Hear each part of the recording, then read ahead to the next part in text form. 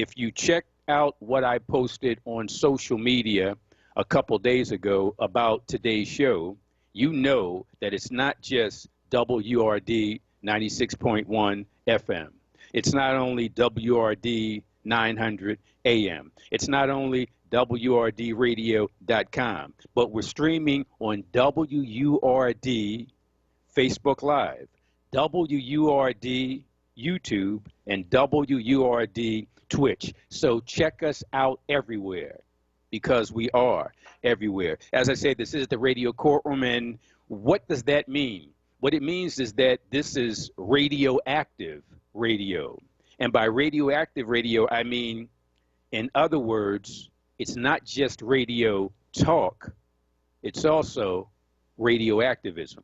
And it's not just radio conversation, it's also radio confrontation.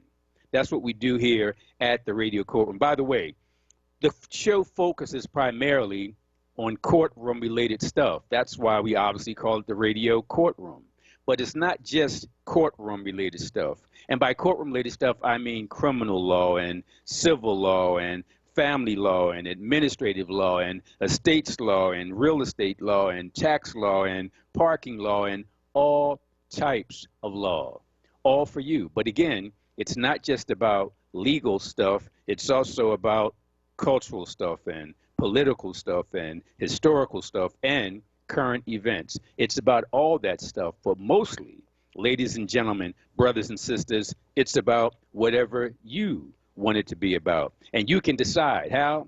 Just give us a call. The numbers are 215-634-8065. That's 215-634-8065. Toll free, 866-361-0900. Once again, 866-361-0900. I also told you about the website, and going to the website will tell you everything you need to know. What's the website? You already know it, WRDradio.com. And then you can find out how you can check us out on WRD Facebook Live and WRD YouTube and WRD Twitch, all that for our audience. We got a whole lot we want to talk about today. As I posted on my Facebook page, it goes like this. Tune in to the radio courtroom hosted by attorney Michael X as he provocatively discusses the following topics. 1, proof that non-voting blacks are traitors. I know that's a strong statement because I got some revolutionary comrades who say, hey, Mike, I choose not to vote because there's no viable candidate who is talking about the issues I want to talk about. And I'm like, yo, that's BS. I almost cursed. I'm like, that's BS because you don't have to vote necessarily for a Democrat. You don't have to vote necessarily for a Republican. You don't have to vote necessarily for any third party. If you want to, you can. There's the Socialist Party, the Communist Party, the Green Party, the Constitution Party, the Marijuana Party. There's all kinds of parties. In fact, you can write your own name in as a write-in candidate. So if you're not voting, don't say it's because you don't like the Democrats or you don't like the Republicans or you don't like any other third party, unless you don't like yourself, because you can always write yourself in as a candidate. So all that nonsense about why you're not voting, no, that makes no sense. And that's why, in fact, I'm going to break it down from a legal standpoint, why not only culturally you are a traitor if you're black and don't vote, but legally. Because the legal definition of treason defines a traitor in a certain way. And we're going to get to that later in the show. But anyway, so the first topic, proof that non-voting blacks are traitors. And by the way, before I go off the topic, let me just say this. Black folks have been the victims of so-called white supremacy warfare since 1619 and even before. And if we're in a war, what you want to do in a war always is to fight back. Otherwise, you're going to be slaughtered. And our enslaved ancestors with nothing fought back and won. Our ancestors with very little during Jim Crow fought back and won. Now you got jobs and cars and houses and education and a little bit of money, and you're telling me you can't fight back? Not only are you a traitor, you're a coward. I'm so glad that many of our people from today weren't around when Nat Turner tried to do his thing and Gabriel Prosser tried to do his thing and Harriet Tubman tried to do her thing and Sojourner Truth had tried to do her thing. Because y'all would have either run back to Massa snitching or you'd have been scared. And had you been scared, we wouldn't be where we are today. So if our ancestors could fight against slavery, could fight against sharecropping, could fight against convict leasing, could fight against Jim Crow, could fight against redlining, could fight against gerrymandering and win, what's your excuse? The weapon you have available is the weapon of voting. And one of the first rules of warfare is this: find out what it is that your enemy does not want you to do, and then you do that thing. So if you're in one country attacking another country and you find out that other country is weak on an air attack, well, you send your Air Force in. If you find out the other country is weak on a sea attack, you send in your Navy. You find out that country is weak on a ground attack, you send in your Army. So you find out what that enemy does not want you to do. He doesn't want you to attack him by air. Send your Air Force. Doesn't want you to attack him by land. You send your Navy. Doesn't want you to attack him on the ground. You send your Army. So the enemy today doesn't want us to vote.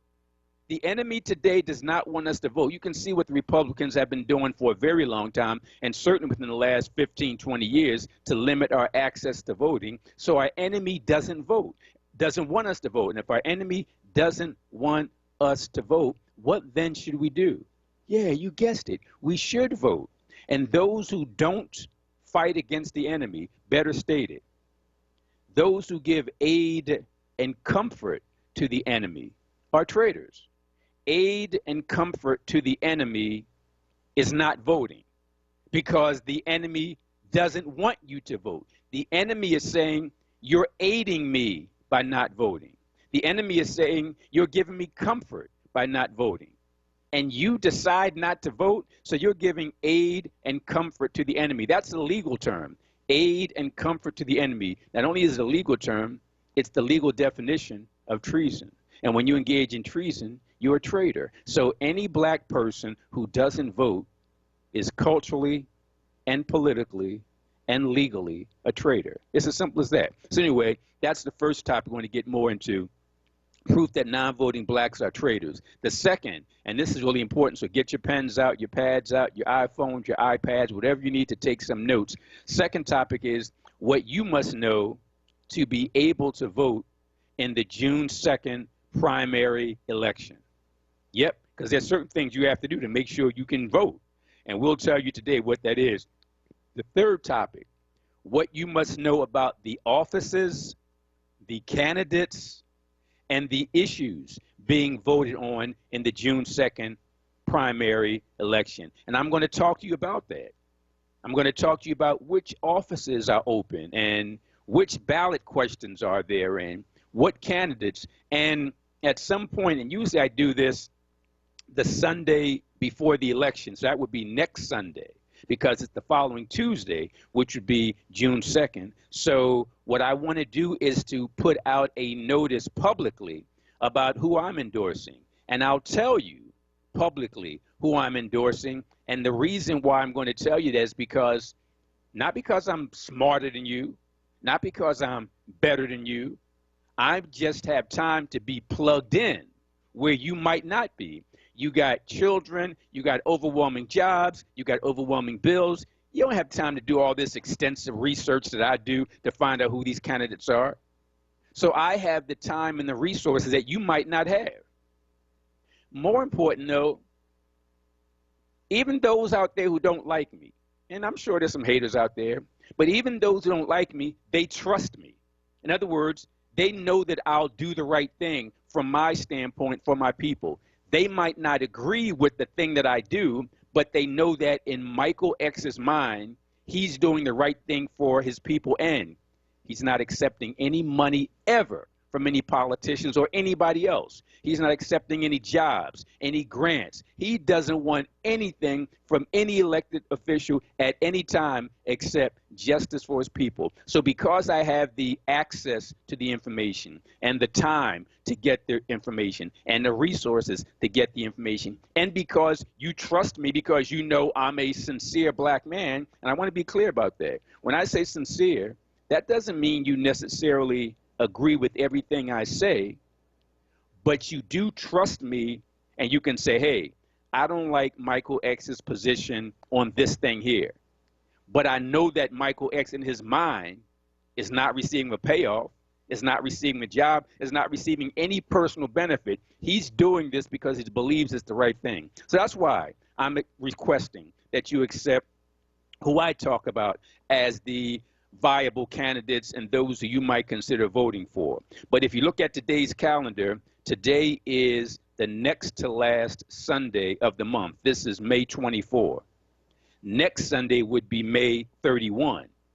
Couple days after May 31 is obviously the June 2nd primary. So I'm going to tell you about the offices that are available. I'm going to tell you that today.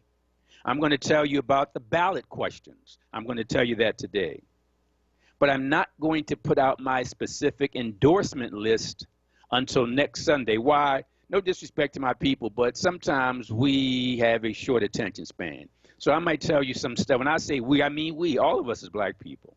For whatever reason, this part of the whole systemic racism and education and all that kind of stuff, plus we're focused on trying to pay our bills and all that kind of stuff. So we might not be thinking too much about something a week and a half from now. So if I remind you a couple days from the election, it might stick in your mind. And I'll be doing that here on WRD and at the Philadelphia Tribune, but I want to be clear. This is me. This is Michael X. My endorsements have nothing to do with the ownership or the management or any employees at WRD. This is simply Attorney Michael X, an angry black man who has an opinion. Correction, I don't have opinions. I have positions. There's a difference between opinions and positions. Opinions are primarily how you feel or what you think. All right, okay, that's fine. But I go beyond how I feel. I go beyond what I think. I do the research. And once I do the research, I might have felt a certain way. I might have thought a certain way. Then I do the research and find out, wow, Mike, you were wrong. So now that opinion becomes a position because I've taken that opinion, I've researched it up, down, left, right, sideways, backwards, all that. And after I've done that with that opinion, now, based on the research, that opinion is transferred into a position. So when I'm debating with people and they tell me, well, this is my opinion, I shut down because I don't care about your opinion. And nobody should care about your opinion on important stuff like politics and culture and all that. It's not your opinion that we should be concerned about. It's your position, because opinions are based primarily on feelings. Positions are based primarily on research. And it's all about research. So again, we're going to be talking about three topics primarily today, and we're going to talk about more stuff because whatever you want to talk about, begin. Number one, proof that non-voting blacks are traitors. Number two, what you must know to be able to vote in the June 2nd election. And number three, what you must know about the offices, the candidates, and the issues being voted on in the June 2nd primary election. But today, I'll talk about the offices. Today, I'll talk about the issues, the ballot questions, but I won't really get into the candidates because I want to wait until next Sunday to let you know who is on my endorsed list. And of course, in addition to those three issues, we also have free legal advice. So if you got questions about criminal law or civil law, or domestic relations or real estate or tax or parking or anything, just give us a call. The numbers are 215. And by the way, you don't have to just call us about those topics I mentioned, the 3 or 4 I talked about, and the legal stuff. But whatever you want to talk about, it could be political stuff. It could be cultural stuff. It could be historical stuff. It could be current events, whatever you want to talk about.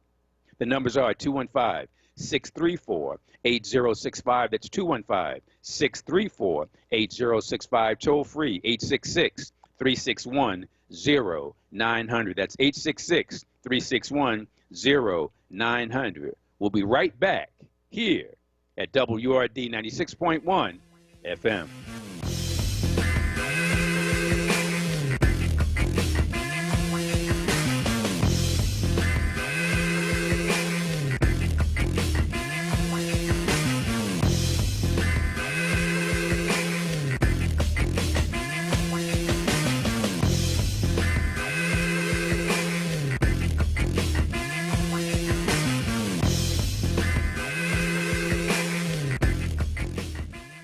Pennsylvania was forged for the common good. Hard work, calloused hands, big thinking. Every Pennsylvanian is a bit different, but in this way we're all the same. We are not afraid of a challenge. The coronavirus is just another moment where we must come together to protect our home. The fuller we embrace social distancing, the fewer Pennsylvanians will be lost. Stay home to stay safe. Stay home to protect Pennsylvania. Paid for with Pennsylvania taxpayer dollars. Dietz & Watson has been making premium meats and artisan cheeses for over 80 years. And when it comes to stacking sandwiches and party platters, they've got something for everyone in the family, like maple honey turkey breast, American cheese, buffalo chicken, and more. So get to your local deli and taste 4 generations of family recipes. With Dietz & Watson on the table, you'll have everyone coming back for seconds and thirds. Dietz & Watson, it's a family thing since 1939. Support independent black media and join the Forward movement now at 215-425-7875 or visit wordradio.com.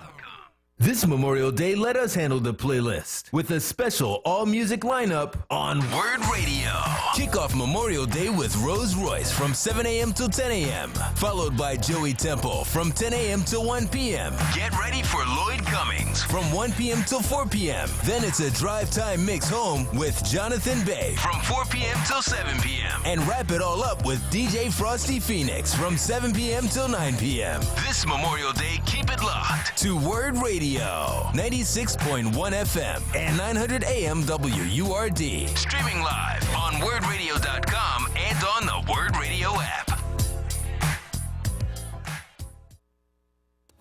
You're listening to Wurd Radio, 96.1 FM and 900 AM WURD. Independent black media. And while the revolution will not be televised, it is on the radio. I believe in unions because if you look at the history of this country, things we take for granted, 40-hour work week, minimum wage, overtime, health care benefits. This is not for the naive, the faint of heart, or the timid.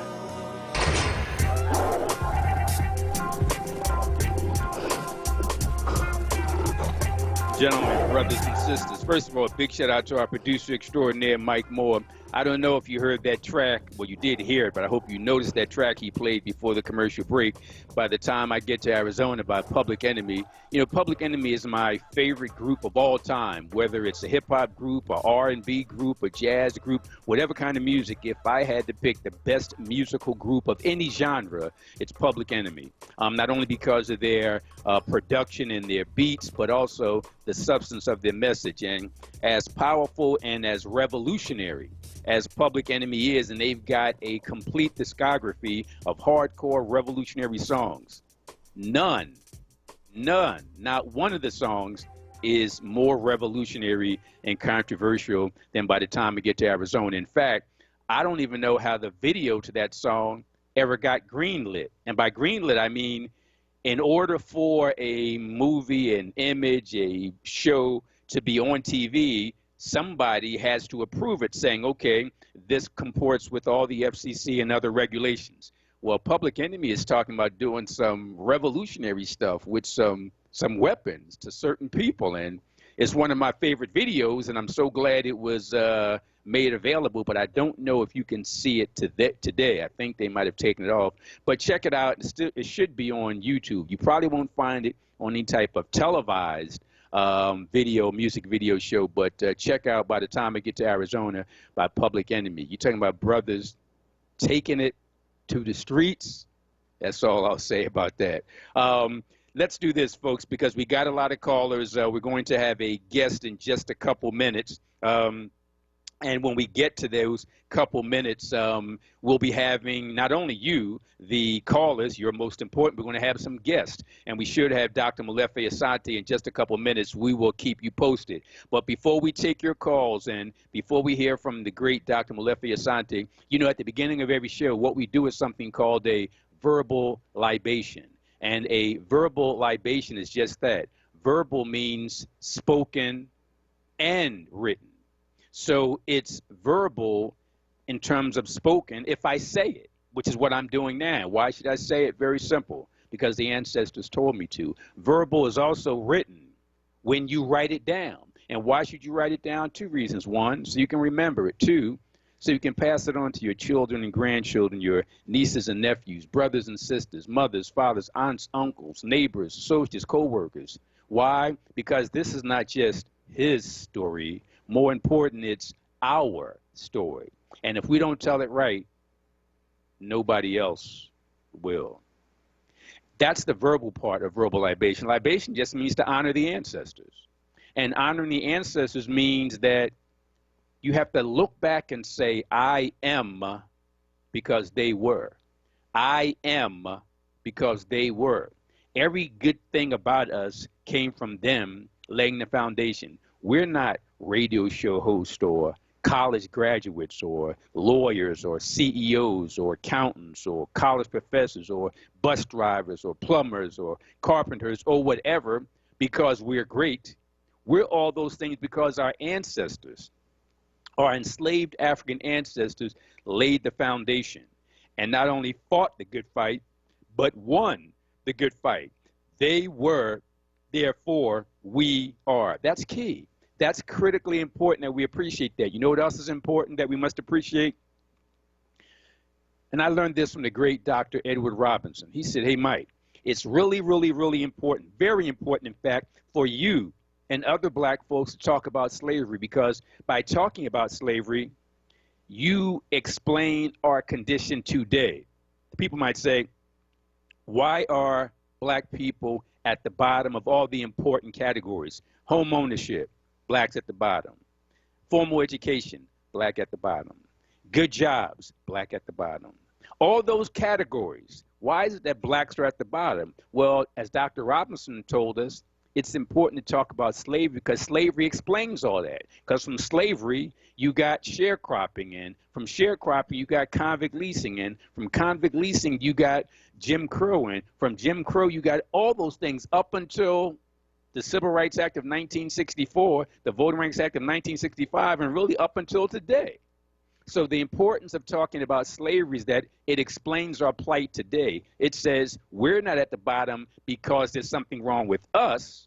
We're at the bottom because America's racist system, that's key, system of so-called white supremacy has pushed us down, beat us down, and trying to hold us down. That's why it's important to talk about slavery. But Dr. Robinson said, but don't stop the conversation right there. Every single time you talk about slavery, you got to talk about the greatness of black people. Yeah, Dr. Robinson said, you look at the calendar of human existence, even better, the clock of human existence. And if you look at that clock, it's about 200,000 years old. And about 5 minutes, a 5-minute slice, if that clock is a pie, a small slice of that pie / clock are the 246 years in which we were enslaved from 1619 to 1865. We ought to talk about that because that explains our plight. But remember, it's only a slice. We were around for 200,000 years. We were around 170,000 years before the so-called white man came into existence. White man is about 30,000 years old, coming out of Europe. Black man, black woman, 200,000 years, coming from the Nile Valley region of East Africa. So that means for 170,000 years, we were by ourselves. And what were we doing? Were we enslaved? No. Were we beaten down? No. Were we held in bondage? No. Were we at the bottom of every category? No. We were building stuff, pyramids, and creating math and science and algebra and calculus and geometry and astronomy and medicine and monotheism and writing. We were doing all that stuff. So as Dr. Robinson teaches, yeah, talk about that sliver that was slavery because it explains our plight today. But don't forget for 170,000 years. We were alone on this planet and then tracking out of Africa doing our thing. Don't just talk about your defeats, especially to your children. Talk about your victories. That's why it's important. Having said that, let me quickly do this because we got Ann, we got Maurice, we got Miss Bennett, we got Germantown Joe, and we got Dr. Asante calling us in just a few minutes. And if we don't get him before our commercial break, we'll certainly have him after our commercial break. So let me quickly do this before we get to those persons that I mentioned. And by the way, folks, a couple people fooled me last week. Because last week I said, hey, folks, I love you all. WRD loves you all because we live on our listeners. We live on our callers. So we want you to listen. We want you to call, but we want to be fair. So as I put it, it's an analogy. My show is like a movie theater with a certain film. In fact, for me, the greatest film of all time is Do the Right Thing, Spike Lee. So let's say we got that film, Do the Right Thing. In fact, Halle Drama with Sankofa, maybe that's the best of all time. But anyway, either one of them.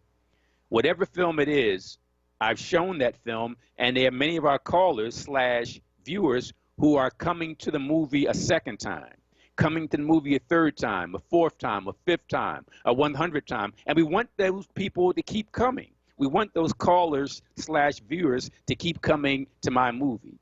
But even they would agree that there's some people who haven't seen the movie yet, who haven't seen the film Sankofa, who haven't seen the film Do the Right Thing. And those people come, but when they come, they realize that, hey, our regular viewers / callers are already in line. So I, as the usher / manager of the movie theater, I come out of the theater, and I look and see 100 people in line. And I say, hey, the first 80 of you, you've seen this film 5 times, or 2 times, or even 1 time. But the 20 people in the back, they haven't seen it yet. So in the interest of equity and fairness, I'm going to take those 20 from the back and bring them to the front. And those 80 who were in the front before, you'll get to see the film, but you got to wait for the last 20 to see it first because they haven't seen it yet. You've seen it 2, 3, 4 times. So I'm trying to look at the names to see who's been frequent. And don't get me wrong, everybody's going to get in, everybody. But before we hear from anybody, let me quickly do that. Do this. And what this is the verbal libation. I alluded to this earlier, and a verbal libation is just that we look back, we find an event, we find an organization, we find an individual who did something or something happened to, and we honor that person. As we say in ATTAC, that's ATAC, Avenging the Ancestors Coalition, never forget, always avenge. Think about that. Never forget, always avenge. And I want to talk just quickly, and I'm going to check me out on Facebook after the show because I'm going to post something. I'm going to post something about Laura and L.D. Nelson. Laura Nelson is the mother. L.D. Nelson is the son. And also, there's Carrie, 2-year-old Carrie. I'll tell you about Carrie in just a second. On May 25, 1911, which means as of tomorrow, it'll be exactly 109 years ago to the day that one of the most brutal lynchings among the, I would argue, more than 5,000 in America between the late 1880s and the mid-1960s, approximately 5,000 or more lynchings. Arguably the worst of them was the one that happened exactly 109 years ago on May 25, 1911. A mother, 35-year-old Laura Nelson. A son, 13-year-old L.D. Nelson. And this all took place in Oklahoma. I'm only going to take about a minute or two to talk about this, and then we're going to get to the callers. It goes like this.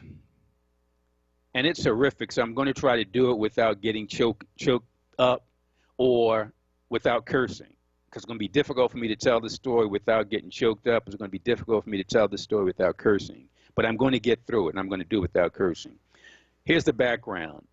Somebody claimed that the family, the Nelson family, had stolen a cow from a nearby farm. So the guy who allegedly owned the cow, and by the way, the Nelsons, there's no evidence, no sufficient evidence that they actually stole the cow. But if they did, there was evidence that this family was starving. Think about it. It's Oklahoma. It's in the early 1900s, turn of the century, so you can bet that black people were probably starving, definitely starving. So the first question is, did they steal the cow? Not really proven. But even if they did steal the cow, it was justified because they were starving. And they were starving because of the system of so-called white supremacy. So if they see something that they need to eat to survive, anyway, but the question of whether or not they stole the cow is irrelevant, because what happened to them afterward made things worse. This is what happened. The county sheriff and the deputy sheriff formed a posse. You know what a posse is? A posse is nothing but a lynch mob back then. So instead of the sheriff simply having assigned police officers to investigate a crime, it was the sheriff and the deputy sheriff got together and created a posse. And one of the members of the posse was the guy who claimed his cow had been stolen. That's the last person you want involved. If somebody is the so-called victim, we lawyers call it the complainant, they can't be involved in the investigation. But in this case, it was the sheriff, the deputy sheriff, the guy who claimed his cow had been stolen, and a bunch of other white men. So they go to the home of the Nelsons. And it's not clear on what happened because there's different reports and different accounts. But when you put them together, what it appears is this. They get to the house, and the Nelsons ain't stupid. They know they're in Oklahoma. They know it's the turn of the century, so they got weapons. They had a shotgun hanging up on the wall. So when the sheriff comes in with his posse, he tells them to move the shotgun. In fact, he's trying to take their shotgun off the wall. Now, even if it's a legal warrant to search the house or the farm for the cow, you can't take people's stuff. The gun was not part of the search warrant. It was the cow. Last time I checked, a cow and a shotgun look nothing alike. So anyway, here's where it gets hairy. But for me, if there's a question between a white racist mob and a black victim, I'm siding with the black victim all the time, even if I wasn't there, because you know what really happened, or you know what is likely to have happened. So let me quickly do this because we got to talk to Dr. Malefi Asante. So sheriff comes in, deputy sheriff, the guy who claimed his cow was stolen, get to the house. They see the Nelsons inside the house have a shotgun hanging up on the wall for obvious reasons. The sheriff tries to take the shotgun. A scuffle ensues. As a result of the scuffle, the sheriff gets shot. The deputy sheriff gets shot. The sheriff survives. The deputy sheriff dies. The mob take Laura Nelson, and they take the 13-year-old son, L.D. Nelson, and they take a 2-year-old baby that Laura had in the bed. Well, she grabbed the baby as they were trying to take her out. So now they're taken to the county courthouse for lockup. It's a long, convoluted story, but up to 40 white men break into the county jail. Really didn't break into the county jail because even the lockup guys said that the doors had been open, the cells had been open, and he claimed it had something to do with somebody who was supposed to be reporting to work the next day, but that was all BS. So a mob of 40 white men come into the cells, the men's cell. They take 13-year-old L.D. Nelson out. They take 35-year-old Laura Nelson out, and they rape Laura Nelson. They throw the baby in the woods, and then they go to a local bridge, and they tie ropes around their necks, and they hang them, and then they call in the county photographer who takes photographs and sells them as souvenirs, and not one of the 40 persons, not one of the 40 lynchers was ever arrested. In fact, it gets even worse because obviously I mentioned the lynchings and I just talked about the rapes, and the 13-year-old boy had to see his mother brutally violated. That mother was brutally violated, and the 2-year-old baby was just thrown somewhere in the woods. Before I wrap this up in the next 30 seconds, because we're going to get to Dr. Molefe Asante. In fact, we're going to go to a break after this. Then we're going to hear from Dr. Asante. But let me just wrap up this story by saying this. And there's going to be more information about this posted on my Facebook page after 1 o'clock. But not only was this a brutal, horrific lynching, but it involved a rape, it involved a kidnapping, it involved a miscarriage of justice. But there's kind of sort of a happy ending.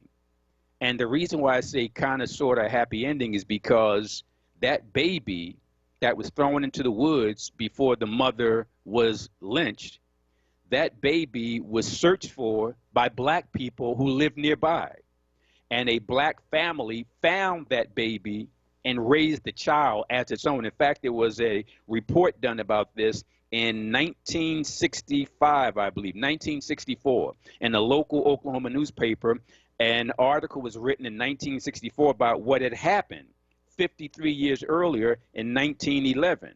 And the person being interviewed said, hey, we're the family that found that baby. We're the family that raised that baby as our own, and that baby is a grown man, a middle-aged man who now lives in the community. But the final thing I want to say, and this is why I love all black people, especially strong sisters.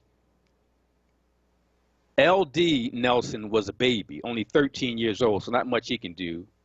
But 35-year-old Laura, she went down with a fight.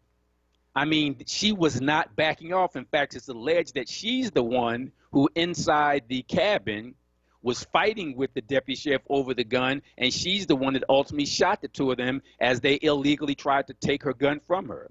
That's not clear, but that seems to be the case. But what we do know is this.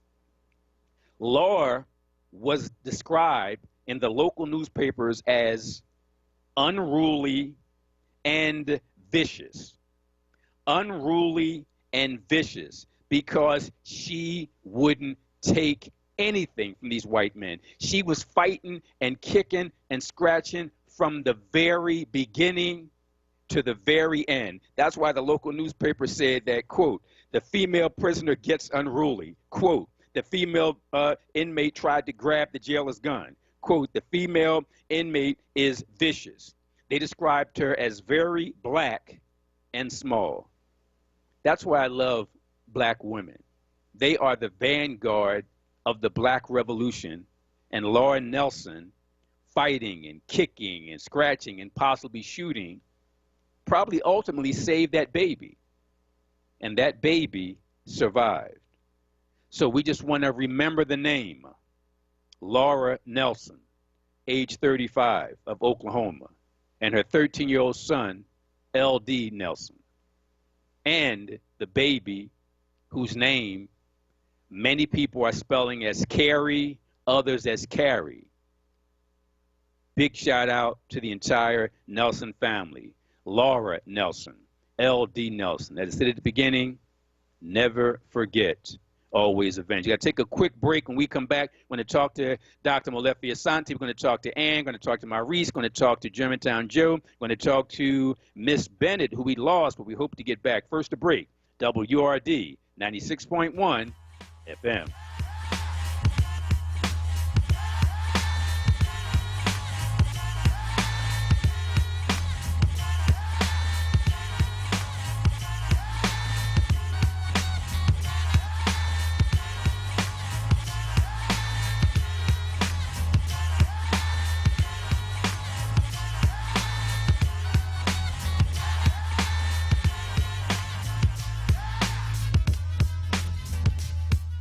Time is running out to apply for a mail-in ballot. If you plan to vote in the June 2nd primary election, the deadline is May 26th. You can vote by mail in the safety of your own home, even before Election Day, Tuesday, June 2nd. You must apply for a mail-in ballot application by May 26th. If you want to be safe from COVID-19, vote by mail. Apply for a mail-in ballot now. Log on at votespa.com or call 1-877-VOTES-PA. Spread the word. Tell your family, friends, and neighbors. Post on social media. Paid for by Forum Philly and the Cato Voter Initiative. Brought to you by Forum Philly, Cato, Voter Initiative, and Black Clergy of Philadelphia and vicinity. Enterprise Exterminators will evaluate and eliminate whatever pest problems you may have, specializing in bed bugs, fleas, mice, and roaches. Do-it-yourself kits available. Hurry down to 4943 Wayne Avenue now. 215-849-7070. No fear, just facts. This is WURD, Independent Black Media.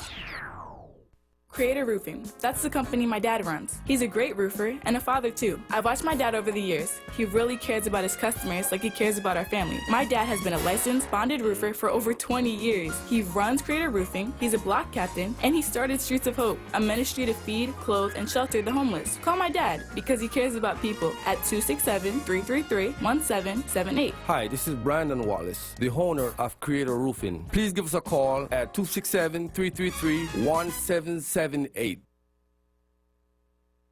This is the radio courtroom. We got to deal with the law first and foremost. I'm not guilty. You're the one who's guilty. Lawmakers, the politicians, the Colombian drug lords, all you who lobby against making drugs legal, just like you did with alcohol during the Prohibition. I mean, not one of us in here owns a poppy field. This is big business. This is the American way. And this is even bigger business, the African American. Well, we got a whole lot we want to talk about. We're going to get into the whole election, the primary election, the general election. But, you know, we want to have on a weekly basis, if he's available, Dr. Molefe Asante, because he provides the information we need. He actually provides the cultural vaccine that we need by way of his hospital/Molefe K. Asante Institute. So during this pandemic, let's call it the Molefe K. Asante Hospital because it provides the cultural vaccine that we need to not only fight the good fight, but to win the good fight. Without further ado, my friend and yours, Dr. Molefe Asante. How are you today? I am doing very well, Michael, and I was so happy and pleased to hear you discuss Laura Nelson. Yes. Who is an iconic, historic figure. That figure of her hanging over the railroad trestle over the river is something that is etched in my mind from 20 years ago when I first saw it. I am just so, I'm so happy you're bringing all of our people to life. And she, Laura Nelson, has to be brought to life as a great figure. And it reminds me always of Mary Turner, who I always mention because my nieces, my nieces Chelsea and Oceana are the great granddaughters of Mary Turner. Whoa! In Georgia. That's major. That's major. 18, and her womb split open, and the baby, the fetus, thrown on the ground and stuff like that. So when you talk about Laura Nelson or Mary Turner, that really rings so strong in my mind. I'm so glad you elaborated upon that and explained it, especially tying in Mary Turner, because we need to know about our sisters. And the thing that really impressed me, to the extent there was anything impressive, is how she went down with the fight. I mean, she kept fighting and kicking. She was not cowering at any point. Right. That is it's a powerful story. I'm so happy that we're not forgetting these stories. Amen. Amen. Today at 4 o'clock, I'm giving a lecture called The Urgency of a United Africa. And part of that urgency has a lot to do with an image that I saw of black people being beaten in China. And no African nation could essentially come to the rescue of these black people who are being beat up in China. And there are many other reasons, as I will explain in my lecture at 4. But I wanted to give the Zoom ID number for people who would like to listen to that lecture. And Dr. Asante, we want you to give that Zoom ID number, but I want you to do as you did last week, as Brother Malcolm explained. Make it plain. Before people even get that Zoom ID number, explain how easy it is to access the Zoom video. Zoom video is very easy. That's one of the reasons Zoom is so big these days. If you don't have Zoom, You can go to Google. You can then put in Zoom, Z-O-O-M, and it will come up, and you hit on the main Zoom page and a Zoom name, and it will ask you whether or not you want to join a meeting or Excellent. You want to join a meeting. You say join a meeting because you want to join the meeting that I'm having for the Molested Yes. Then it will ask you for an ID number, and that's what I'm giving you now. Excellent. ID number. This is the number you have to type in. It's 946-6150-9132. So let me repeat it. This is the ID number. It will say join a meeting, and you say yes. And then it will say ID number for the meeting. You put in 946-6150-9132, and you will be immediately joined to this meeting that I will be conducting. Okay? This is some great stuff, Dr. Sante. And before you go, tell us again the topic and the time. The topic is the urgency of a united Africa, and the time is 4 p.m. This is the virtual Molefe Kete Asante Institute for Afrocentric Studies lecture program. And one of these days we will have attorney Michael Cord. Yes, sir. Part of our Zoom lecture. So, and before we hear your final words, Dr. Sante, just as going to the Molefe Kete Asante Institute to be there physically, free admission, certainly the Zoom presentation, free viewing. Is that correct? Free viewing. Free viewing. And before we go, Dr. Sante, I just want you to spend about 30 seconds in terms of that topic, the urgency of United Africa. Why is that relevant to black folks in America? Well, because one of the things that we in America do not have, we have no protected nation. Yes. Nowhere. If we were picked up in Russia or in China, beat up, we have nobody to defend us. We have no country will come to our defense. And even on the continent of Africa, none of those countries has the ability or the power to defend black people. We are basically defended. And so we need a united Africa that is strong, independent, free, powerful, rich, with military power, and a spiritual power capable of actually defending the interests of African people. Dr. Sante, if your lecture today is going to be as powerful as that 1-minute summary, then we all got to check it out. Please, folks, today, 4 p.m., the urgency of a united Africa. Zoom ID number 946-6150-9132. Just Google Zoom, Z-O-O-M, and as Dr. Asante said, you'll be able to walk yourself right through it. And if you have any trouble, call your son or your daughter or your grandson, your granddaughter, your niece, your nephew. It's that easy. Dr. Asante, thank you very much. Thank you very much. Peace. All right.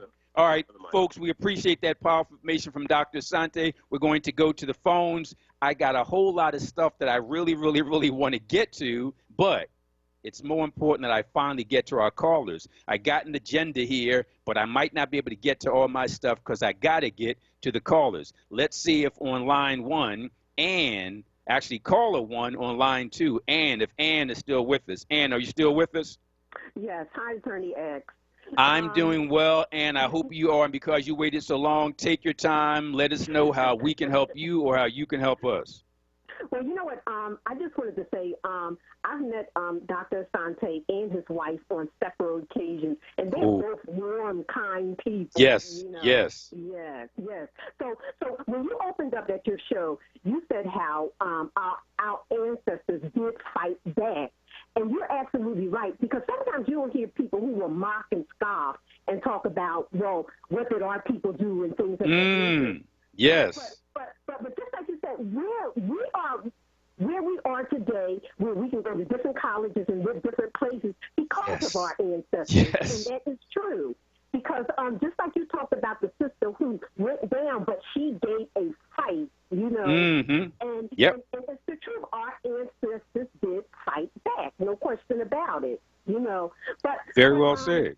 Yes, but now, Mike, I want to ask this question because this is something that sometimes I think about. Okay, now, Reverend Sharpton. Okay, when I listen to Reverend Sharpton always says that these cases, such as our brother in Georgia and our sister who was shot and killed 8 times, and so forth. And he always says that the people call him, you know, and but my thing is, I don't understand why people complain about Al Sharpton and Jesse Jackson. Because my mindset is this: if you want an organization and if you want to do things, why don't you do it? How are they stopping you from doing your organization? Because Al Sharpton even said people will accuse him and say, oh, you want to get in the spotlight. And so Al Sharpton said, yes, I do want to put a spotlight on these situations. Because let me say this, and I'll give you the final word. I agree with you 100%. I don't see eye to eye on everything with Al Sharpton. I don't see eye to eye with everything on Jesse Jackson. I don't see eye to eye with everything on Miss Louis Farrakhan. And not any one of those three see eye to eye on everything that I believe in. But for me, if any black man or black woman stands up for black people, they got my support. So even if Al Sharpton, many people call him a carpetbagger, that he's looking for hot issues and then he'll jump on it, whether he is or is not, the publicity helps black people. And like you're saying, and I love the way you framed it, and because you can argue that he's doing it for himself. I would believe that what he's doing is providing a spotlight on it, and that's important. But you said it even better, and I'll give you the final word. If you don't like what Al Sharpton is doing, or Jesse Jackson is doing, or Minister Louis Farrakhan is doing, you do something. Thank you. Well said. In fact, and if you don't mind, I'm going to steal that. I'm going to use it the next time somebody complains about a black leader. Exactly. Yeah, because Mike, that's all I wanted to say, because I just wanted to get your opinion on that, because I didn't understand how people just so attack these guys. You know, Well said, and I love the way you think, love the way you talk. Don't be a stranger. Give us a call back at your convenience. But thank you for that thoughtful comment. All right. Bye-bye. Very well said by Ann. You don't have to like the so-called black leaders, and you certainly don't have to love them. But you got to do something. If they're not doing what you want, you do something. Well said by Ann, and obviously well said by Dr. Asante, was our first guest. Let's keep things moving. Next on our list is our good friend who's, I call myself the angriest black man, but I think when it comes to local elected officials, I think Brother Maurice is probably the angriest black man in Philadelphia. Without further ado, Maurice, how are you today? Hey, my phone, I was waiting so long, my phone clicked up. I just called right back. Oh, well, that's a wonderful thing. You and about 16 other people, some of whom haven't even got on yet. Yeah, let me get to my point, which is your point about the election. Okay, listen, a lot of people are not going to be able to exercise their vote in person is because it's brought to, a lot of people don't know that their voting stations are closed. Yes, sir. Yes, sir. Mr. Height knows he could open up the schools for the election, but he won't. So he's part of the voter. He's part of the problem right now. Okay. See, we're not looking at it like that, but I look at it as whatever. When the devil's in my face, I see it clearly. And what I'm trying to say is that he could open and clean them schools right after the election again if he really meant to do what he wanted to do. He really believed in the democracy. I mean, Maurice, there's something, that's a good point. I want you to expand upon it, because what could happen is just open up the gymnasiums, clean them before, clean them after, access to that, only that part of the building, you get in and out. You know, we're taking from 800 voting places down to 100 and something. You know that, right? I've heard that number. I haven't confirmed it yet, but I heard that number. That is the number, and also I've been in contact with City Hall. I'm not just calling up here, raving and hollering. I need some details, not call City Hall. And I vote up here in Southwest Philly at the Longstreth School at 58th and 58th and Willows.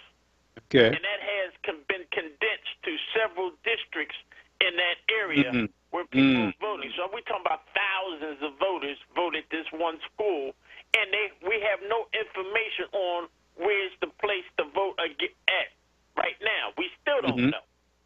So if we still don't know, and it's only 10 days away or so. That's it. That's it. And we still don't know where we're supposed to go. And everybody has to risk their lives to vote, because we're going to risk our lives to vote, because that's how important it is. And we have no information from the city. You know, see what the problem is I'm not mad at our administration. I'm mad at us for not paying attention. Because with this virus going on, we're being played by City Hall worse than we ever have. The only time City Hall has ever held their council meetings on time is during this virus pandemic.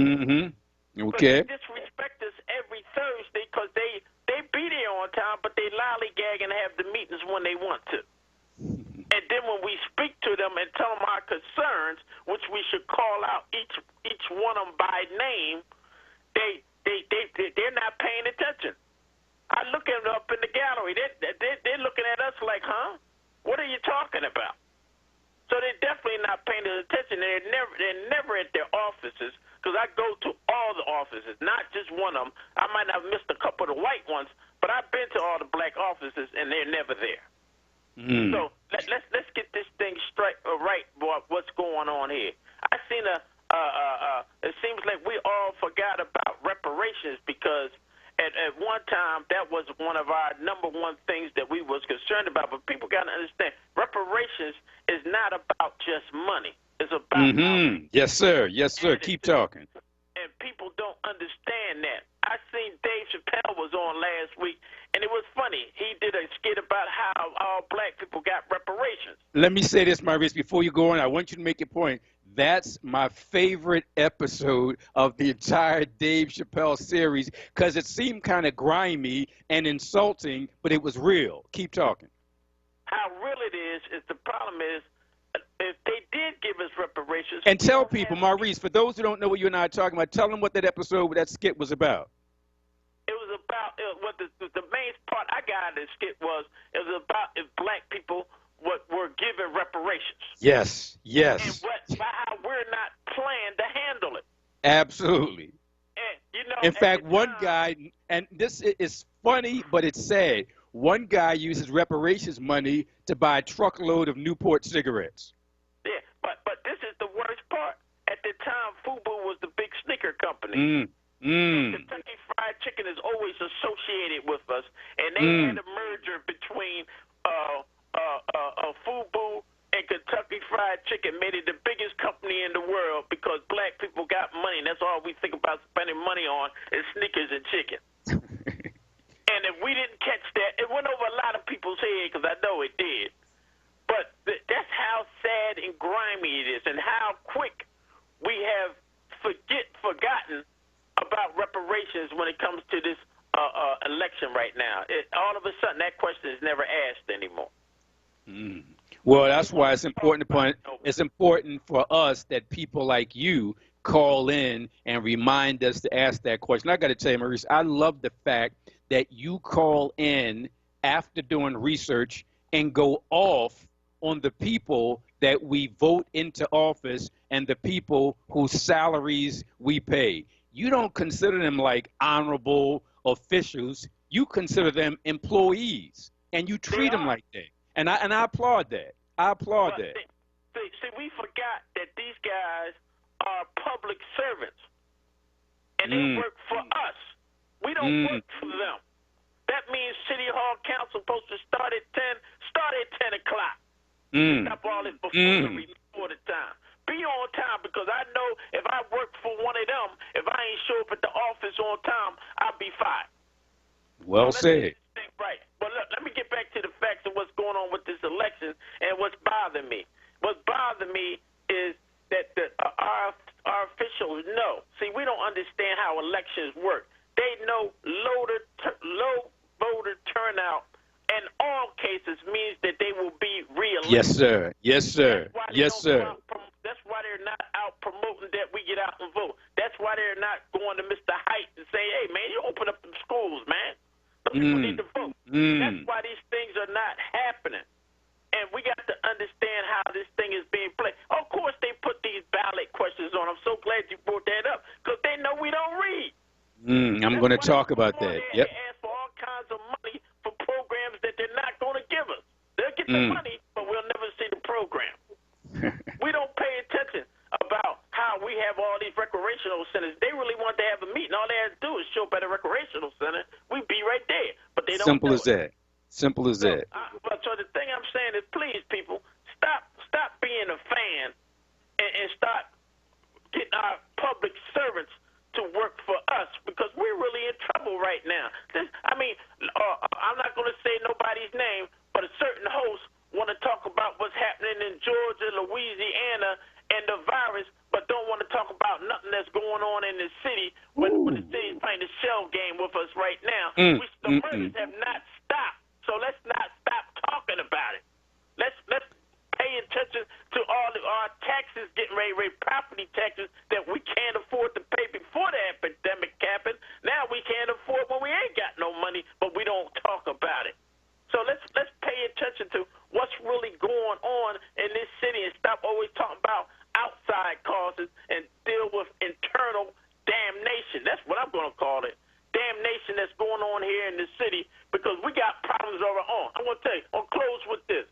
Dr. Lomax, the greatest man of all time, I ear hustled one time. He told me, why are you walking around the corner when all you got to do is cross the street? Now, you take what you want with that. I love it. Maurice, the angriest black man in Philadelphia. Hey, man, keep calling. Keep bringing the fire and the heat.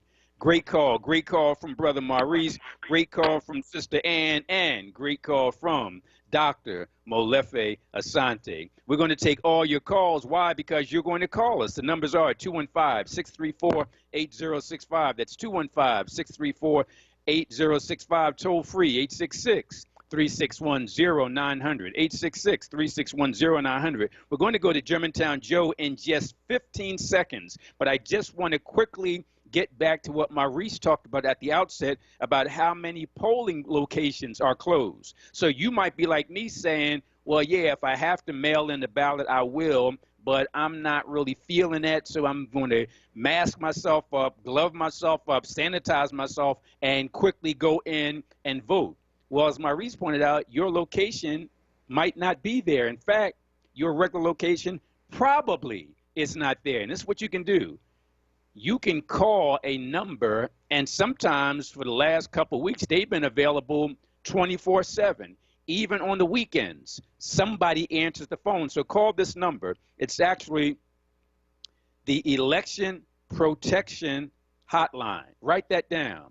Election Protection Hotline. And for the last couple of weeks, they've been open 24/7, 3 o'clock in the morning, Sunday afternoon, all the time, because I believe they obviously have an office, but the calls are being forwarded to people's homes. And these people who work with this service, they're making themselves easily available. So I've called just checking out weirdest hours all week, and each time a live person ultimately answered the phone. So write this down. Election Protection Hotline. Call this number to find out if your regular polling place will be open on June 2nd. And if it will not be open on June 2nd, you want to know where you should go to vote as an option. Because if your regular place is not open, that's okay. What I mean by that is just because that's not open doesn't mean you can't vote. All that means is you got to go from your regular place, point A, to a new place, point B. And you can legally vote at point B. Here's the number of Election Protection Hotline. 866 our vote. 866 our vote. 866 the word hour. O-U hour. O-U-R. That's O-U hour, which spells the word hour. And vote. V-O-T-E. I'm not only going to give you the letters, because some people say, well, can't really match the letters to the numbers on the phone. Don't worry about that. I got you. So the first thing, remember, write it down. Election Protection Hotline. The number is 866 our vote. 866 our vote. That's the letters O-U-R-V-O-T-E.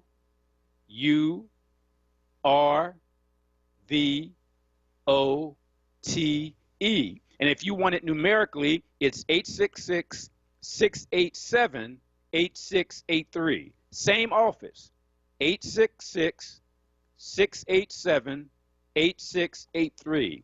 Not only should you call for yourself and say, hey, my name is Joe Blow, I live at 123 Main Street, and I normally vote at 678 Broad Street. Should I still go to 678 Broad Street? They'll tell you, yes, it's still available. Or they'll tell you, no, don't go to 678 Broad Street. Go to a different location. But don't just do that for yourself. Your elderly neighbor who might not have mailed in a vote, your young nephew who might not mail in a vote, they need to know. So you know all your people's addresses. Just call that number. Give them the address where you live or your loved one or your friend lives, and they'll tell you, yes, go to your regular polling place, or no. Instead of going to your regular polling place, go to this other place, which should be within a couple blocks away. What's the number for Election Protection Hotline? I'm going to give it to you with the letters.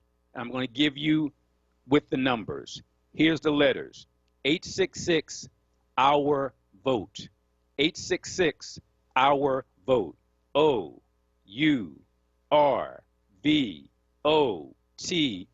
or numerically 866-687-8683. That's 866-687-8683. Big shout out to my Reese for reminding me to make sure I talked about that. And I got some other stuff I need to talk about black folks who don't vote being traitors, about the offices available, about the ballot questions. I'm going to try to squeeze all that in. Time now is 12:14, so we actually have to take a quick break, then talk to Germantown Joe, and then get to all this stuff that I researched and I need to share with you. First to break, WRD 96.1 FM.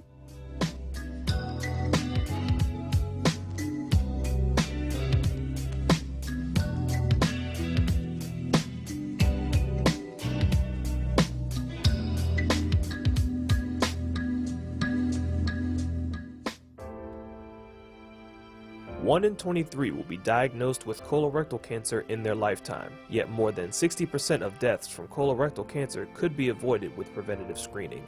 A colonoscopy can save your life. Skip the pre-visit and schedule your screening directly at einstein.edu/colon. Colon cancer is preventable.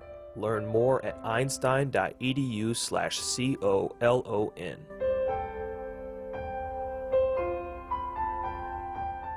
Pico has many ways to help you lower your energy usage and save money at home. Here's one. If your heating and cooling system is more than 20 years old, it may be time for your contractor to replace it with a high-efficiency Energy Star certified model. You'll get a rebate from Pico and save on your monthly electric bill. You'll find a list of new heating and cooling system rebates at pico.com/rebates. Or you can call 1-888-5-PICO-SAVE for all the details. Plus, find instant discounts on smart thermostats and more at pico.com/marketplace. There's free shipping on orders over $49. Be heard. Be heard. Want another way to join the conversation? Follow us on social media using the hashtag #OnWord. Be heard. Stay connected to Wurd Radio. Independent Black Media.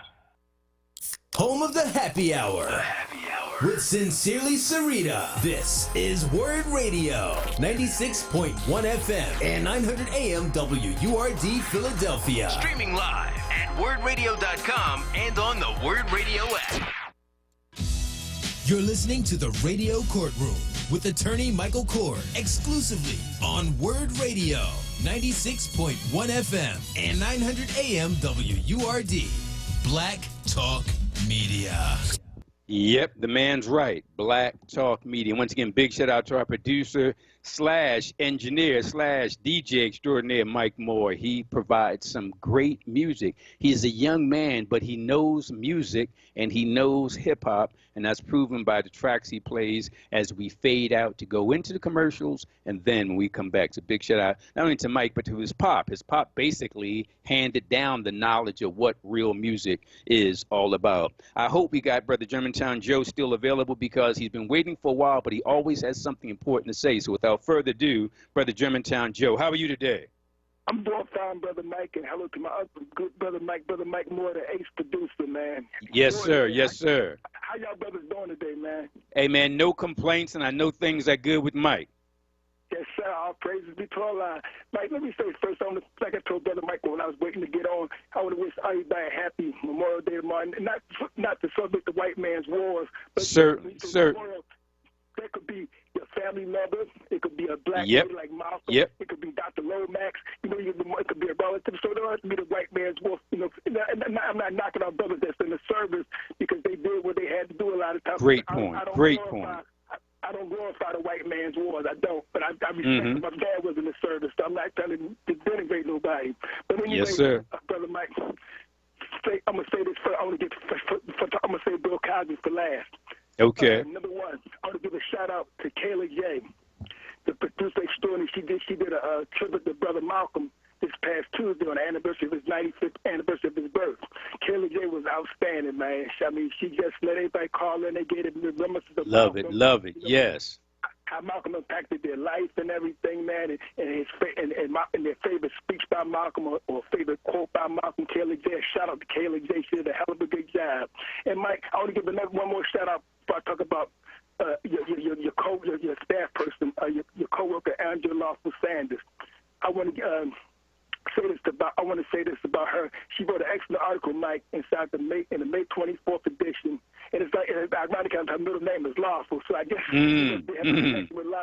that's why, Mike, that's why you and her colleagues at the station. Yes, sir. Lawful. And Mike, and I call you the law man, Mike. You and Leon, y'all the Appreciate that. Appreciate that.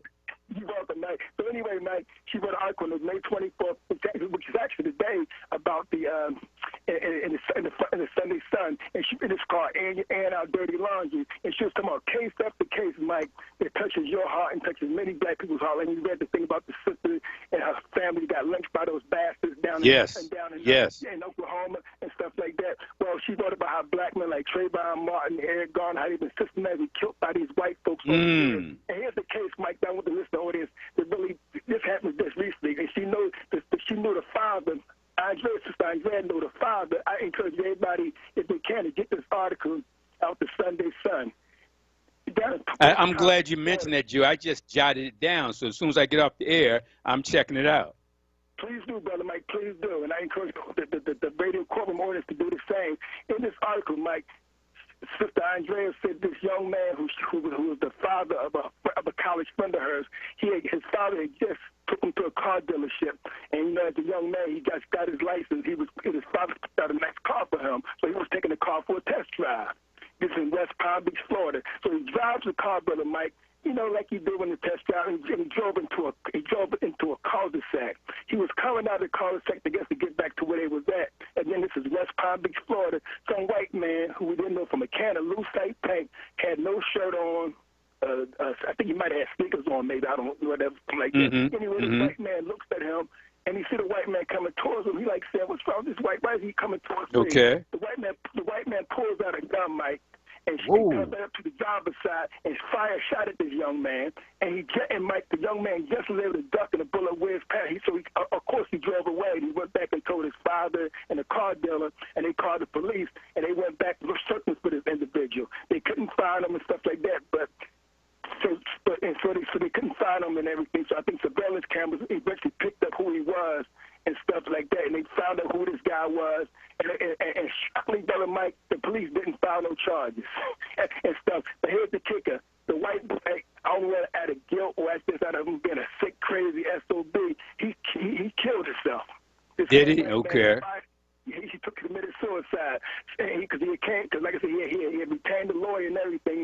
wound up committing suicide. But the bottom to the story, Mike, if this young man was minding his own, but he wasn't doing nothing to nobody, and he could have wound up like Brother Arbery down in Georgia. Yep. I mean, this yep. Like shot up the I mean, and this is the kind of mentality that you see with these white men all over the country now. They just thinking they just got liberty to kill black men, shoot at them, kill them, lynch them, whatever they do. That's why shows like yours, Brother Mike, is so important, man, because these people are out of pocket, man. And that's why it's so important, Mike, like you said, to vote and vote for the right people to hold these yes. people accountable. Yes. You got to be strategic in our vote. We just can't vote willy-nilly. And me and Maurice might disagree on many things, but one thing I do agree with Maurice on, and I've been saying it, and I'm a kindred spirit with Maurice on this one. I don't look at these politicians as celebrities and stuff. They are elected officials. We pay their public servants. Like I said, Mike, I like some of them, and like some of them I don't. I'm just going to be real with you. Some of them I like, some I don't. When I see these individuals out in public, Mike, I don't get googly eyes. Oh, they protect and sex. I say if I see them, if I like my stuff,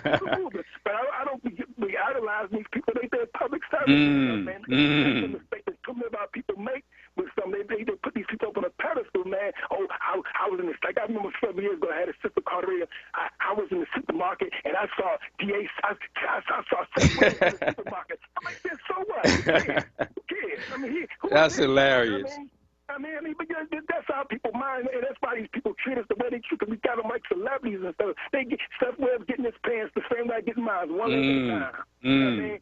And again, I'm not trying to denigrate, and I'm just keeping it real. Same for sister. She getting her dress like any other sister, whatever, arm at a time. So I mean, not idolize these people. These are public servants. If they doing right by our people, Mike, all praises be, and they doing what they supposed to do. And I won't praise them if they doing it. They go beyond their job and doing really. I give them some praise. But like Brother Maurice should be doing their job. They should be doing right by black folks, because black folks put them in there. Do right by them. You have to be anti-anyone else, but do right by the people that put you in office. You know what I mean? Simple as that. Do right by these people. But Mike, let me say this Bill Cosby comment.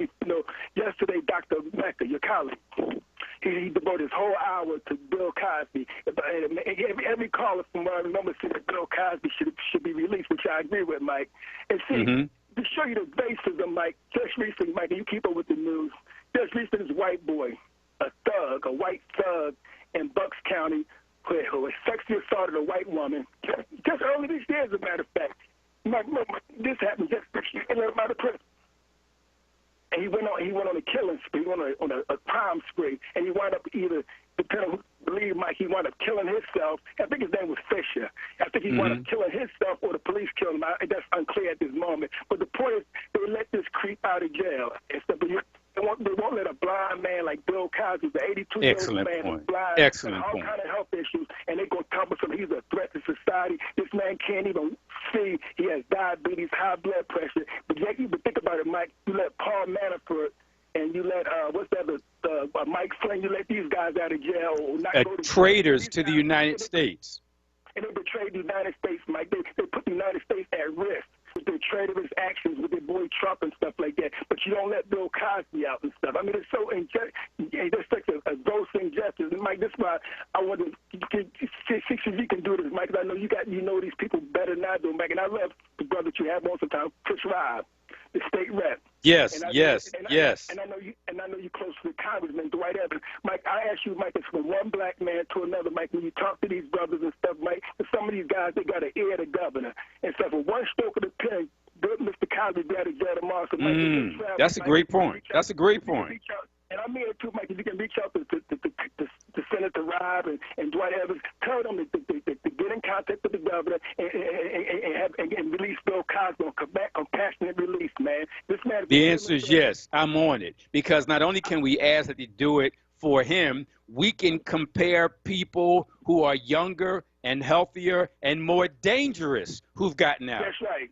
And that's my point, okay. Mike. And don't forget, Mike, in the memorial, since white folks love to talk about service, Bill Cosby, no matter what you think about him, he served his country in the Navy, and he got an honorable discharge out the United States Navy. So you want to talk about people to thank you for your service, but Bill Cosby served his country, so he should be given a break and stuff. Is he a perfect man? No, and stuff. Do we make mistakes like us? Sure, we make bad judgments and stuff. But like I said, Mike, and I told you this the other week, Mike.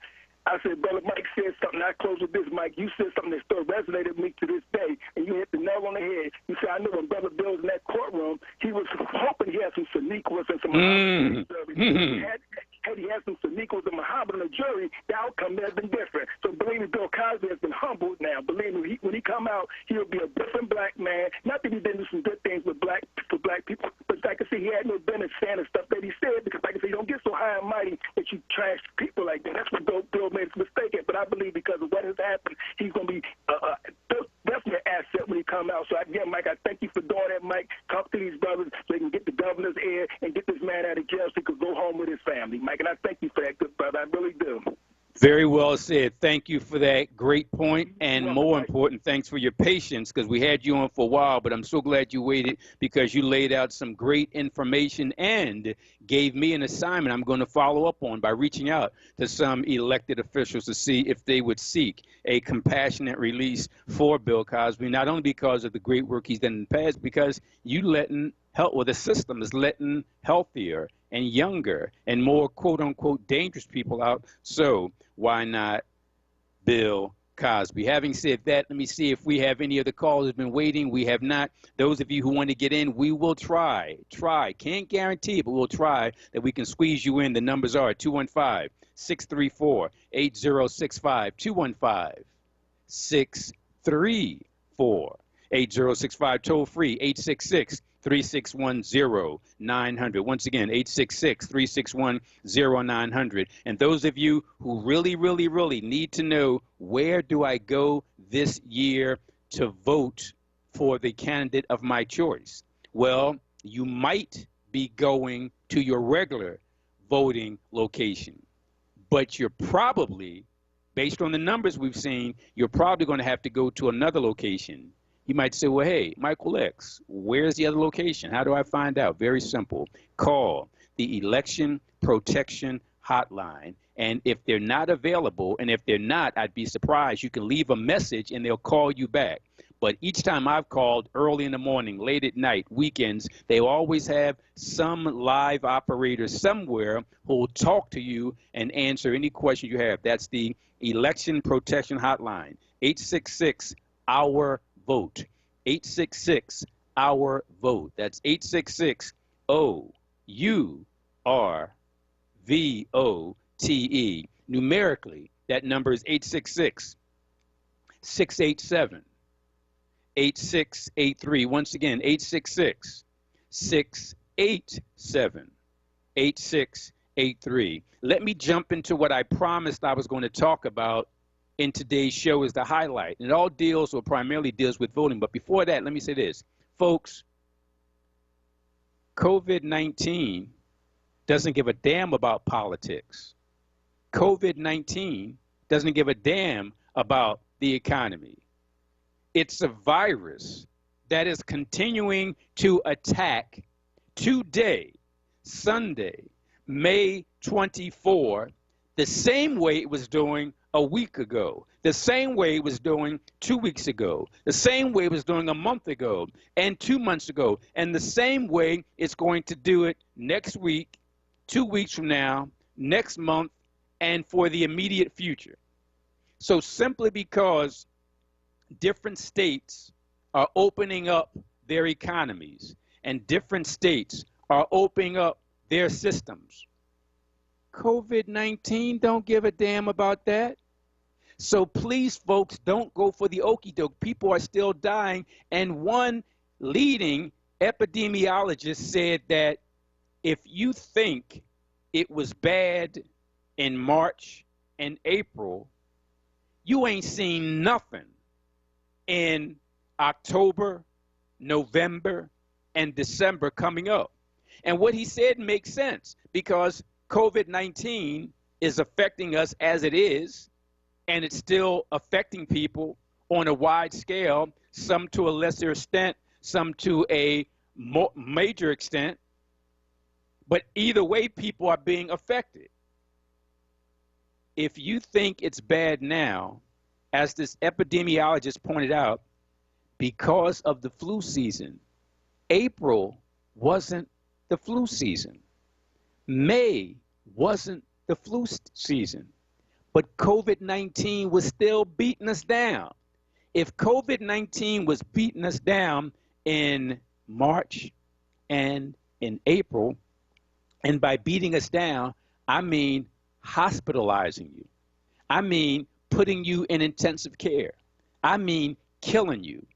If it was doing that, and it was in March and April and still now in May, and that's not the flu season, what do you think is going to happen in October, in November, in December, when on top of COVID-19, you're going to have the flu? And that's going to be the 1-2 punch that if it was killing people in March and April and May, and it was, it's going to be almost genocidal unless you continue to glove up and to mask up and to get all types of sanitizers. But most important, stay away from people.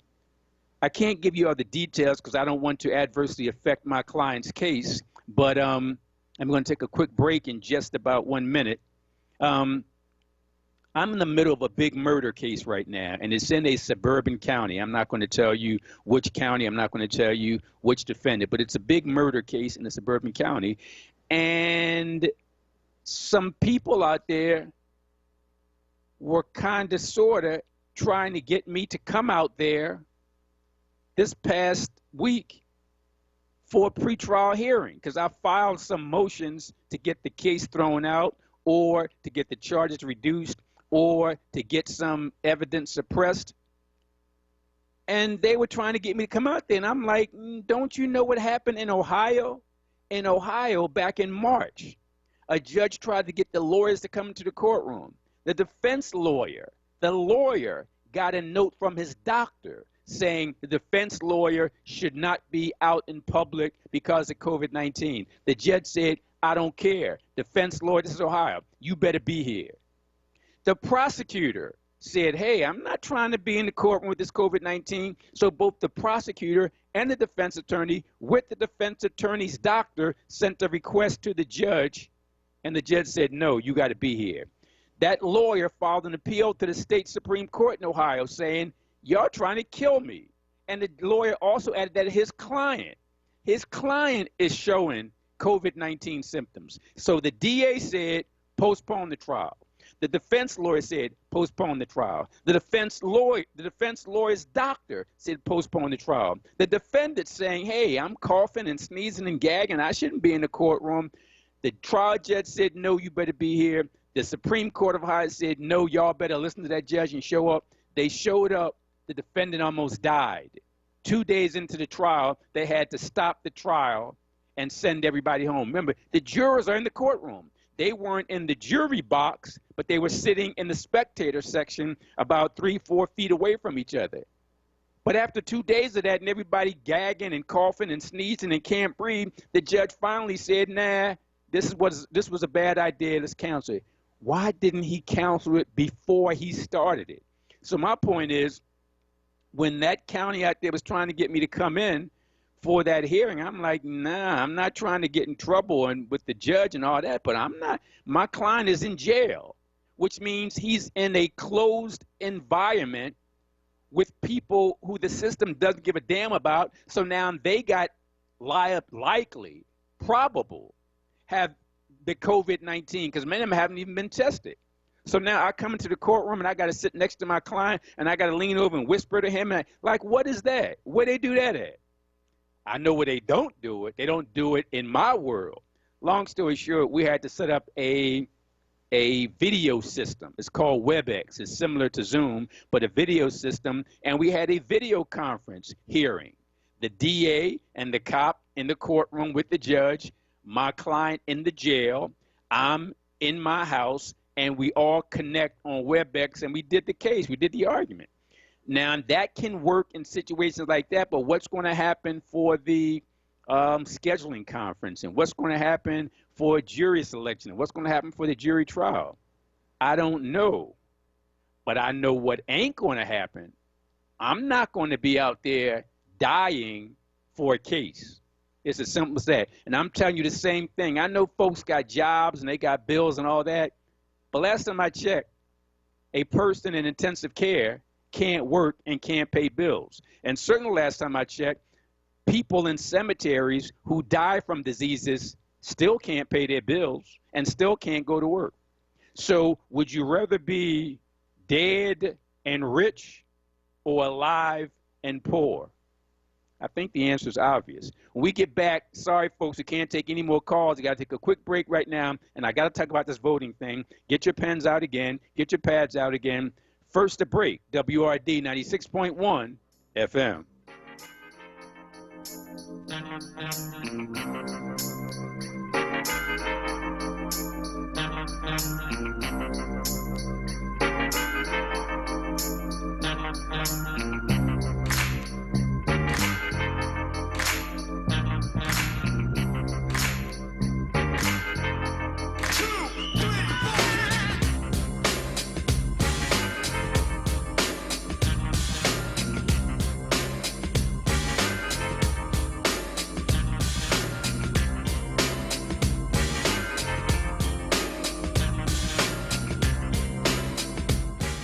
Nina Ahmed waitressed and struggled before becoming a biomedical scientist, finding new cures to disease. Unlike Donald Trump, she'll use facts and data, not fear and division. Nina came here alone, surviving a violent war as a child. She witnessed the death and destruction caused by assault weapons, and as Auditor General, she'll fight to ban them to protect our children. Nina Ahmed worked for President Obama and then served as deputy mayor of Philadelphia, where she fought to make sure our voices were heard.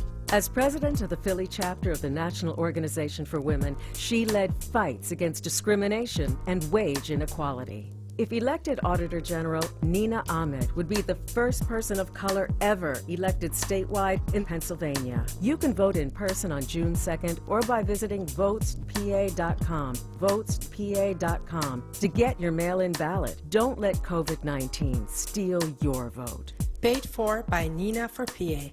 Always Best Care is a great place to work. Flexibility, leadership, purpose, great benefits. There's never a dull moment. diversity, inclusion, compasión. We love our jobs. If you're looking for a great place to work, you can join our compassionate Team Green. You can apply online at teamgreenabc.com or call 267-909-9248. Teamwork makes the dream work. In Pennsylvania, everyone counts, and everyone needs to participate in the census. Our population count determines our voice in government and how much federal funding our communities receive for health care, food assistance, education, transportation, housing, and more. So every infant and child, every foreign and U.S. citizen, everyone matters. For a stronger future, we all need to count. To learn more, go to pa.gov/census. It's a revolutionary program with a revolutionary lawyer. Welcome to the revolution. Yep, this is the revolution. Although it's not being televised, it is being live streamed. It is being broadcast across the airwaves. Folks, I gotta get to the election stuff because we're running out of time. We got maybe 17 minutes left. So unfortunately, we can't take any more calls. We simply have to talk about this election stuff, and I need people to write this information down. I'm going to tell you about the upcoming June 2nd primary, and then I'm going to tell you how it is that black folks who don't vote are traitors. Let's first get these dates down. There's Tuesday, May 26th, which is just 2 days from today.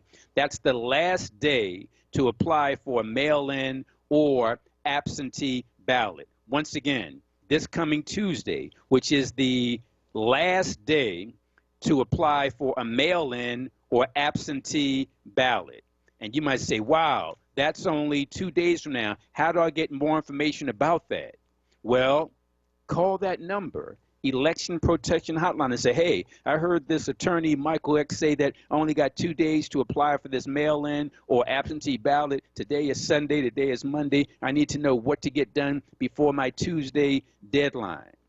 Well, call the Election Protection Hotline at 866-OUR-VOTE. That's 866-OUR-VOTE, or numerically that same number, 866-687-8683. Once again, 866-687-8683. So the first date I gave you, that's Tuesday, May 26. That's the last day to apply for mail-in or absentee ballot.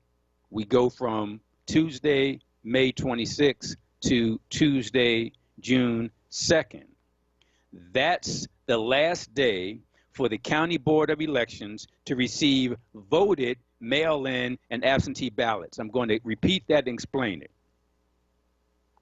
Tuesday, June 2nd, which is primary election day, is the last day for the boards of election in the various counties, 67 in Pennsylvania, including Philadelphia, is the last day for county boards of election to receive voted mail-in and absentee ballots. In other words, if you mail it and it gets to them after June 2nd, your vote doesn't count.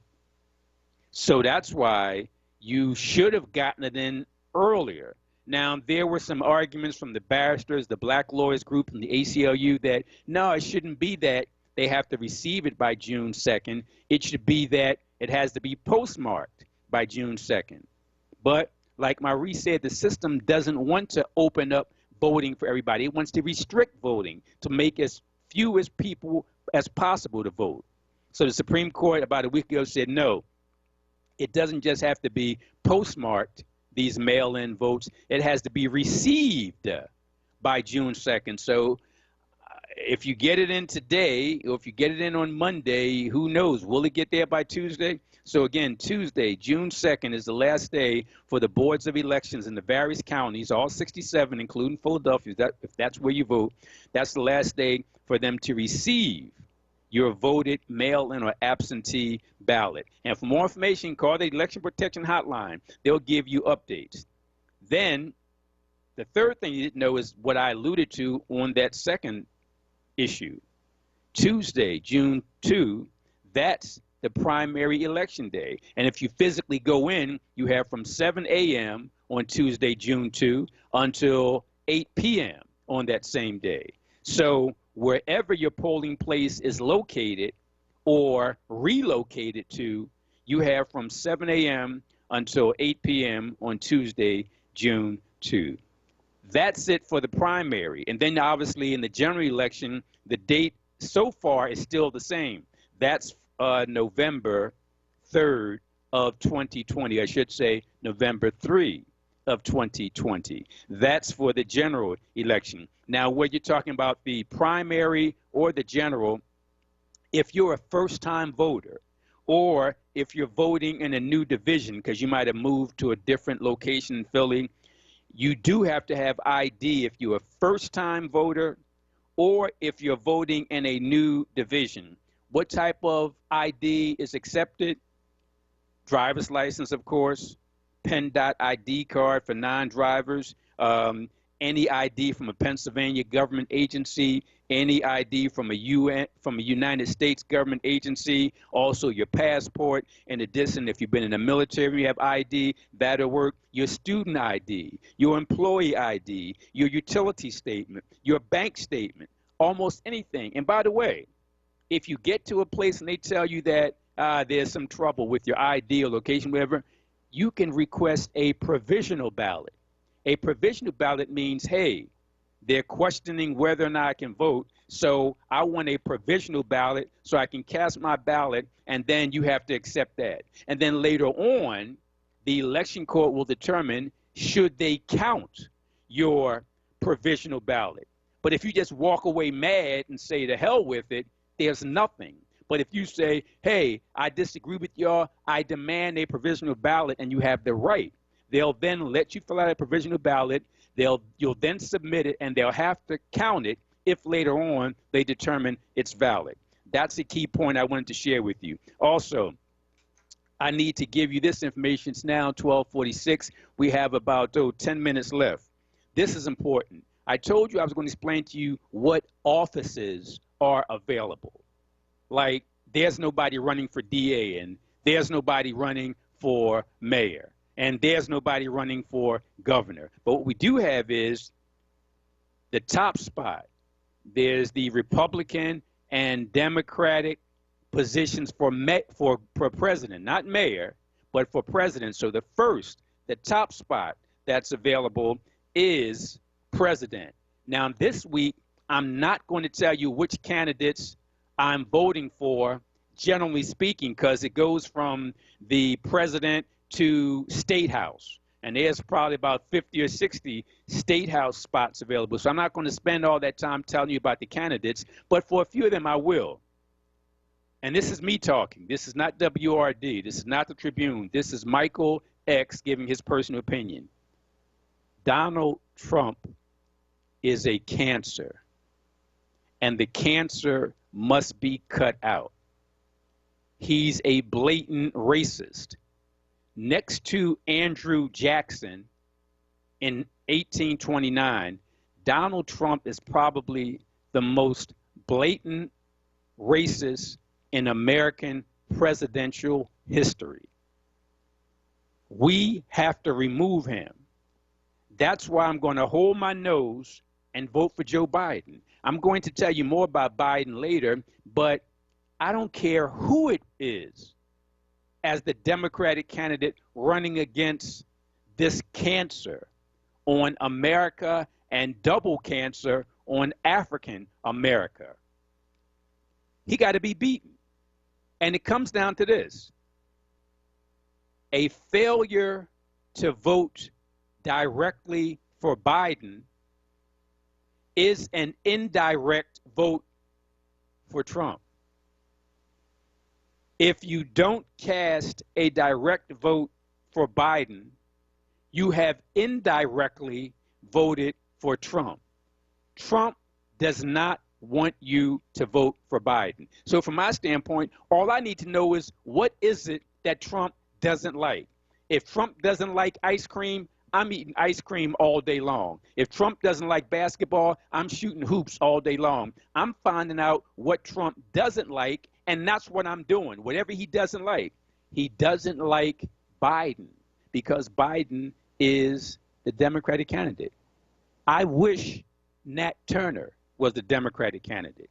I wish Harriet Tubman was the Democratic candidate. I wish Malcolm X, Minister Louis Farrakhan. I wish those kind of people were running for president. But they're not. Biden is. And Biden is the only viable option to cut out that cancer we call Trump. So don't look at it as a vote for Biden when you cast that ballot. Look at it as a vote against Trump. Let me keep it moving. So these are the positions available in the June 2, 2020 primary. It actually was initially scheduled, as you know, for May, but because of COVID-19, things have changed. We got about 7 minutes left. So there's the president. There, underneath the president, there is Congress. That's the U.S. House of Representatives. So we go from president to Congress. I got several candidates that I like. I'll tell you about them next week here at WRD, and I'll put them in our article in the Tribune. So we got the President of the United States. That's a spot available. We got candidates running for the U.S. Congress and the House of Representatives. Several spots available. I'll talk about that next week. Going back to the state level, we have the Auditor General. And the Auditor General is basically an accounting watchdog. So the Auditor General, that's the spot that's available in the June primary. In addition, it's the State Attorney General. On the local level, you have the DA. Nobody's running for that now. But on the state level, the prosecutor is called the Attorney General. That is a spot that's open for the primary on June 2. So remember, President, Congress / House of Representatives, State Auditor General, State Attorney General, and then the State Treasurer. That's the spot available. In addition, there are State Senate spots available. So remember, President, Congress / House of Representatives, Auditor General, Attorney General, State Treasurer, and also several State Senate spots. And many, and I mean many, State House spots. I got some candidates I'm really feeling, but I'll share that with you next week here at WRD, and in the Tribune. Oh, we got good time. It's 12:51, so I got about 4 or 5 minutes. So in addition to the president, Congress/House Representatives, the state auditor general, the state attorney, the state treasurer, state senate, state house, you also have 2 ballot questions here in Philadelphia. And the first ballot question basically says, hey, right now we got something called the Office of Labor. And the Office of Labor, basically, they're supposed to be protecting Philadelphia city workers. But the Office of Labor is simply the result of an executive order by the mayor, which means it's temporary, it's fluid. But ballot question number 1 says, let's take that temporary Office of Labor position designed to protect the labor rights of city workers, and let's now call it the Department of Labor, which is more permanent and goes beyond simply an executive order. So basically what ballot question number 1 asks you is, do you want to have a permanent office to protect city workers and to investigate complaints, or I should say investigate issues of compliance regarding worker protections? So now you got a temporary office that kind of sort of protects workers. Ballot question 1 asks to make that temporary office a permanent department. That's ballot question number 1. Ballot question number 2 talks about what activities city elected officials can engage in politically. In fact, obviously, they can accept money from candidates, but it talks about revisions regarding prohibited activities of accepted of appointed officers and employees. In other words, it loosens the restrictions on elected officials to engage in politicking. That's basically what it does. We'll talk more about that later. So ballot question number 1 deals with protecting city workers. Ballot question 2 talks about what abilities elected officials in Philly will have in order to engage in politicking themselves during campaigns and that kind of thing. So the main thing, folks, is I broke down what the positions are: president, Congress/House Representatives, state auditor general, state treasurer, state attorney, state senate, state house representatives, and 2 ballot questions. It's very important that you, and by the way, please remember, next week I'll tell you what my recommendations are, and I hope you accept them. But beginning today, you got to call the Election Protection Hotline to find out where you have to go and to find out how long they're going to be open. Now, I'm telling you that generally speaking, it's supposed to be from 7 a.m. to 8 p.m. I'm hoping that they don't cut it on the time, and I'm quite sure they're not, because that would cause some legal problems. But you know how during this pandemic, people might be showing up late to the polling booth and might be trying to leave early. I don't know. But call the number I do know, and that number is 866-OUR-VOTE. That's 866-OUR-VOTE. That's 866-687-8683. And very quickly, I encourage people to read the article I wrote in today's Tribune. And I got 2 minutes to summarize it for you. You can get to the article by going to phillytrib.com, type in CORD, C-O-A-R-D, and chicken. Yeah, chicken. Type in CORD, C-O-A-R-D, and type in the word chicken at phillytrib.com, and the article will come up. Or check me out on Facebook, on Twitter, on Instagram at Michael Cord. That's M-I-C-H-A-E-L-C-O-A-R-D. Facebook, Twitter, Instagram, the article will come up. And let me quickly summarize it in the next 3 minutes. The article is entitled, "We Should Take Voting as Seriously as We Take Chicken and Sneakers." Let me read part of it to you. As soon as Popeyes officially launched its new fried chicken sandwich nationwide last year on August 12, many black folks all across the country began crowding the fast food chain's locations inside and blocking the sidewalks outside. As soon as the new Air Jordan 5 fire red sneakers went on sale nationwide at malls this year on May 2, many black folks all across the country, and primarily in Georgia, began crowding the athletic footwear stores inside and blocking the walkways outside. At the outset, I must make something very clear. Black people, as well as other people, obviously have the right to eat and wear whatever they want.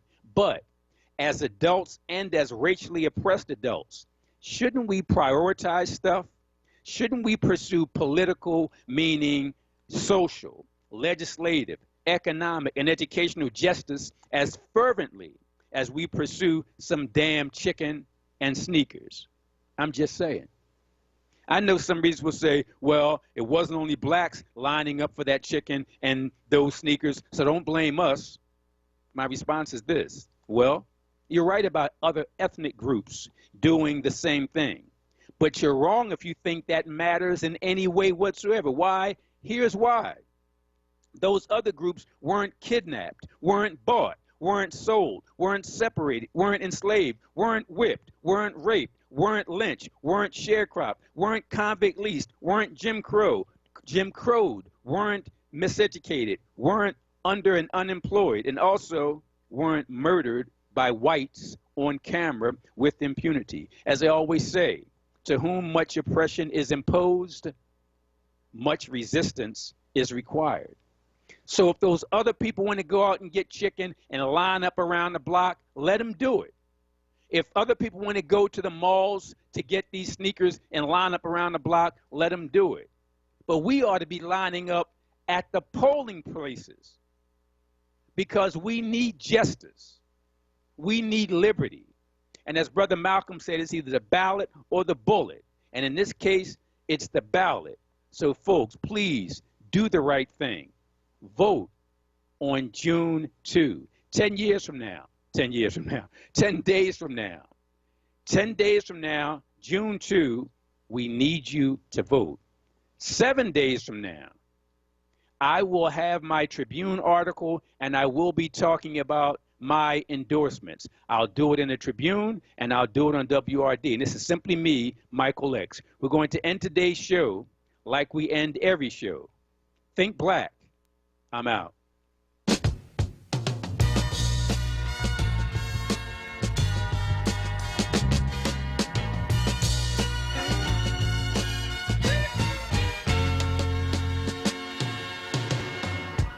Ooh, child, things are gonna get easier. Ooh, child, things will get brighter.